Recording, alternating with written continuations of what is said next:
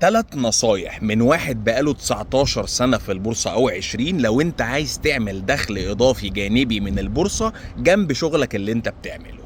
رقم واحد، أنا الحمد لله وقلتها كتير وبعيدها لأنك لازم تعرف، أنا بقالي 11 سنة ما بخسرش في البورصة، أول كام سنة اتبهدلت وبعد كده اتعلمت وفهمت، فبالتالي خد ال3 نصايح دول، طبعًا هم مش 3 نصايح بس لكن دول الكور بتاع الموضوع. رقم واحد، اوعى تخش بالعقليه قصيره الاجل، اوعى تخش تقول انا عايز اكسب الاسبوع الجاي او عايز اكسب الشهر الجاي.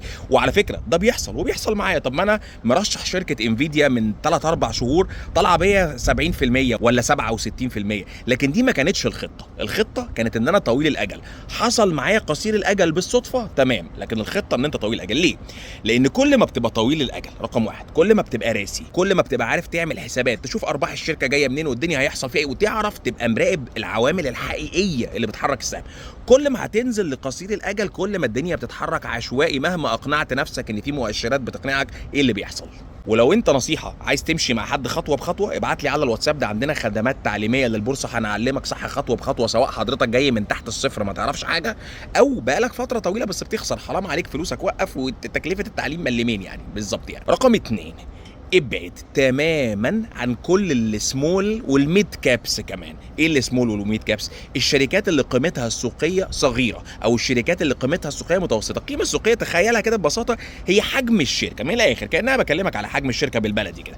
ابعد عن الشركات الصغيره. هل معناها ان الشركات الصغيره وحشه؟ لا طبعا، لكن انت كراجل لسه بادئ او انت كراجل مش محترف او انت كراجل مش بتكسب، الشركات دي فيها نسبه مخاطره اعلى بكتير جدا جدا جدا. فيا تبقى بروفيشنال يا تبقى معاك بروفيشنال بيساعدك، يا تبعد عنهم خالص وتخليك في البيك كابس. ميزه البيك كابس ان حتى لو بينزلوا، حتى لو بيحصل مشكله، في اغلب الاحيان بيرتدوا، فبيسموك ساعتها ايه؟ محبوس في السهم. اشتريته ب 60 ووقع بيك بقى ب 40، شوف بقى انت حصل لك ايه، خسرت شوف 20 جنيه في السهم او 20 دولار حسب انت في البورصه دي. هتستنى وفي الغالب ان شاء الله هيرد، وكمان في الغالب هيعلي كمان على النقطه اللي انت اشتريته فيها، بافتراض ان انت شاري شركه صح. وده بقى ينقلني النقطه رقم 3، اوعى تاخد مارجن، واوعى تشتري بالسلف، واوعى تحط اكس وتستلف عليه 2 اكس او تستلف 5 اكس، وانت مش هتروح تاخد قرض من البنك. انت في شركات كتيره جدا او اغلبيه الشركات بتسمح لك ان انت تاخد مارجن.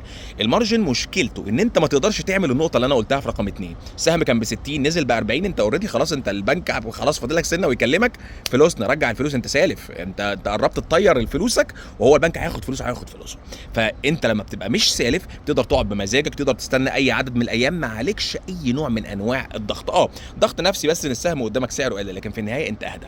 هل دي كده كلها البورصه؟ لا طبعا، دي البيزكس، دي الاساسيات. عايز تتعلم بورصه صح، عايز حد معاك خطوه بخطوه يعلمك، عايز ناس محترفه معاك خطوه بخطوه، انا على راسهم يعني. ابعت لي على الواتساب اللي قدامك ده او اللي هتلاقيه في الصفحه الرئيسيه في القناه لو غيرنا الواتساب بتاعنا لاي سبب من الاسباب.